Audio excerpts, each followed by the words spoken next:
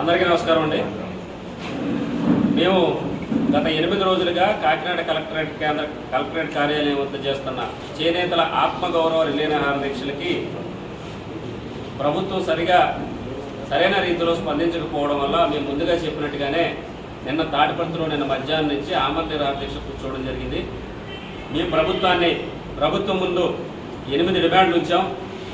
ప్రధానంగా ఏదైతే సహకార సంఘాలకి ఆప్కో మరియు ప్రభుత్వం చెల్లించాల్సిన 222,77 రూపాయలు ఒకేసారి తక్షణమే చెల్లించి సహకార సంఘాలను ఆదుకోవాలని, చేనేతలకు పని కల్పించాలని చెప్పి ప్రధానమైన డిమాండ్గా, అలాగే ఏ సహకార సంఘాల దగ్గర అయితే నిల్వలు పెరిగిపోయి ఉన్నాయో వాటన్నిటినీ కొని మళ్ళీ ముడిసరికి ఇచ్చి చేనేత సహకార సంఘాలకి కార్మికులకు పని కల్పించాలని చెప్పి రెండో డిమాండ్గా, గత 2018 తర్వాత సహకార సంఘాలకి ఆగిపోయిన ఎన్నికలు ఏవైతే ఉన్నాయో అవి జరిపిస్తే మా కమిటీల ద్వారా సహకార సంఘాలు మేము పరిపాలించుకుంటాం, మా సమస్యలు ప్రభుత్వం దృష్టికి, అధికారుల దృష్టికి ప్రత్యక్షంగా మాట్లాడుకునే అవకాశం మాకు వస్తుందని చెప్పి ఎన్నికలు నిర్వహించాలని చెప్పి మూడో డిమాండ్గా, అలాగే గతంలో ఈ వృత్తి బతకడానికి, చేనేత కార్మికుల ఆదాయం పెరగడానికి ఏవైతే పథకాలు ఉన్నాయో, డ్రిఫ్ట్ బండ్ పథకం, యార్న్ సబ్సిడీ, 30% రిబేటు, 2018 రుణమాఫీ, పావలా వడ్డీ రుణ పథకం, మార్కెటింగ్ ఇన్సెంటివ్, ఈ పథకాలను పునరుద్ధరించాలని చెప్పి మరొక డిమాండ్గా,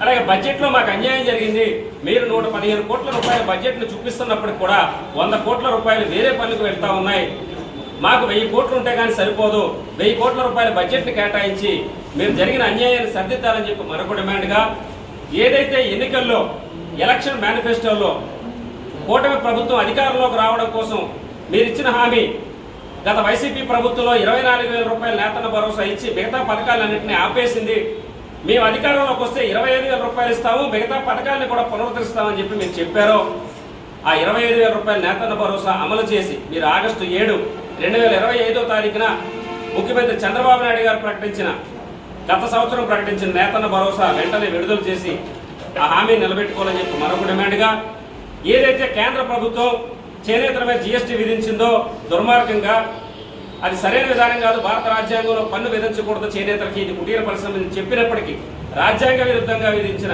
GST రద్దు చేయమని చెప్పి ఎప్పటి నుంచో మేము అడుగుతా ఉన్నాం.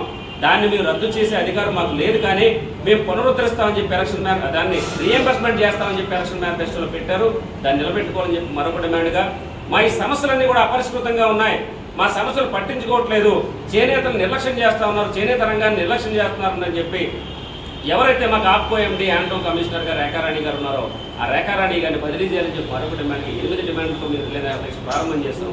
వీటి నుంచి మాకు స్పష్టత లేకపోవడంతో మేము ఆమరణ నిరాహార దీక్ష ప్రారంభం చేస్తే తాడిపత్రిలో నేను అర్ధరాత్రి దౌర్జన్యంగా భారీ స్థాయిలో పోలీసులు మోహరించి రౌడీల్ని, గూండాల్ని, ఉగ్రవాదుల్ని అరెస్ట్ చేసిన విధంగా తలుపులు బద్దలు కొట్టి దీక్షను భగ్నం చేసి మమ్మల్ని పోలీస్ స్టేషన్ చుట్టూ తిప్పుతూ, రాత్రంతా తిప్పుతూ ఉప్పాడ కొత్తపల్లి పోలీస్ స్టేషన్లో పెట్టి ఈ యొక్క దీక్షని దుర్మార్గంగా అందరినీ భయభ్రాంతులకు గురి చేస్తూ మీరు భగ్నం చేయడం జరిగింది. పైపెచ్చు పిఠాపురం సర్కిల్ పోలీస్ అధికారులు చెప్తా ఉన్నారు, పిఠాపురం నియోజకవర్గంలో అట నిరసనలో, దీక్షలో చేయకూడదట, ఇక్కడ పవన్ కళ్యాణ్ గారి నియోజకవర్గం అంట, అలాంటివి చేయడానికి కుదరదని చెప్తా ఉన్నారు. మీరెవరో చెప్పడానికి? పిఠాపురం నియోజకవర్గంలో భారత రాజ్యాంగం అమలు కావట్లేదా? పిఠాపురం నియోజకవర్గంలో ప్రజాస్వామ్యం లేదా? ప్రశ్నించాలని చెప్పిన మీరే ప్రతిపక్షంలో ఉండగా అధికారంలోకి వస్తే ప్రశ్నలు గాలికి పోయాయా? ప్రశ్నించే వాళ్ళు మీకు శత్రువులుగా కనపడతా ఉన్నారా? మీరు చెప్పిన సిద్ధాంతం కాదా? ప్రశ్నించడం కోసం పుట్టిన పార్టీ అని చెప్పారు మీరు, జనసేన పార్టీ. మరి మీ పార్టీలో ఉన్న వ్యక్తులు అందరమే కూర్చున్నాం మేము, మిమ్మల్ని నెగ్గించిన వ్యక్తులుగా కూర్చున్నాం మేము. కూటమి ప్రభుత్వానికి, తెలుగుదేశం, జనసేన, బీజేపీకి సపోర్ట్ చేసిన వ్యక్తులుగా మేమంతా కూడా రోడ్డెక్కి మా బాధలు చెప్తా ఉంటే పిఠాపురం నియోజకవర్గంలో ప్రశ్నించడానికి వీలు లేదా? పోలీస్ సిబ్బందికి, పవన్ కళ్యాణ్ గారికి చెప్తా ఉన్నాం, చేనేత ఉద్యమాన్ని కానీ, బీసీ ఉద్యమాన్ని కానీ ఇందుకే మేము పిఠాపురం నియోజకవర్గం నుంచి ప్రారంభిస్తామని చెప్పి తెలియజేస్తా ఉన్నాం.